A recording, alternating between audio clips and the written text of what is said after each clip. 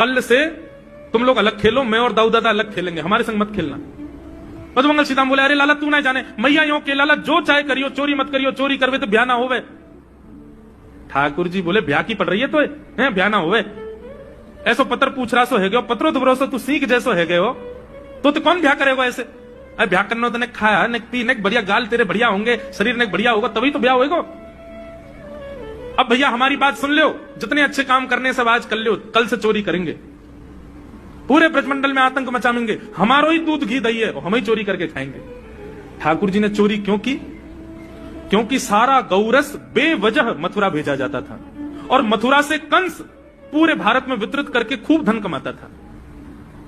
इस वजह से ब्रजवासी प्रताड़ित होते थे, क्योंकि गैया के लालन पालन में जितना खर्चा होगा सब करो ब्रजवासी।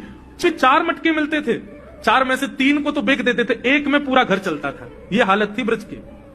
इसलिए ठाकुर जी ने कहा कि भैया राजी राजी नहीं तो गैर राजी, हम जितने बाकी की मटकी मथुरा भेजे वाली उनको सबन को तोड़ फोड़ करेंगे, उनमें से मक्खन निकाल निकाल के खाएंगे, एक दूसरे को खवाएंगे और सब यहीं रहेगो, मथुरा नहीं जाएगो कछु भी। इसलिए ठाकुर जी ने चोरी की। सबसे पहले प्रैक्टिस अपने घर में ही कर लें कैसे करनी है चोरी। सो अगले दिन ठाकुर जी सवेरे उठे और देखने लगे यशोदा मैया देख तो नहीं रही।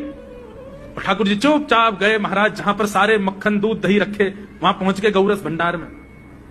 और गौरस भंडार में एक मटकी के ऊपर से ढक्कन हटाए करके जैसे ही ठाकुर जी ने हाथ बोर के पानो प्रारंभ किया, सामने एक खंबा था, उसमें मणि लग रही थी। आज पहली बार 3.5 वर्ष की आयु में ठाकुर जी ने अपना प्रतिबिंब देखा।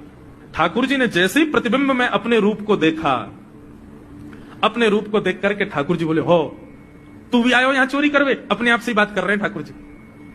अरे मैंने कही तो हती अपने अपने घर में चोरी करनी है, तू दारी के मेरे घर में आगो चोरी करवे?